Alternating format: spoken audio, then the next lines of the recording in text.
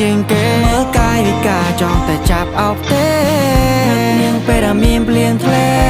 អោបងជីកង់តែពីរនាក់ស្នាមញញឹមពេលដែលនៅចិត្តគ្នាជាការភ្លៀងតែមិនសូវរងាមកលើបនៅក្បែរអូនបងរុំភើបសូត្រពីរៀបសារមិនសូវជាស៊ីវិល័យមាត់អត់មានក្រែមកចិត្តបងបែកតៃធ្លាក់ក្នុងស្នេហ៍ដូចជាយល់សមិននឹកស្មានដូចជារបបឆ្លងចូលឆ្នាំថ្មី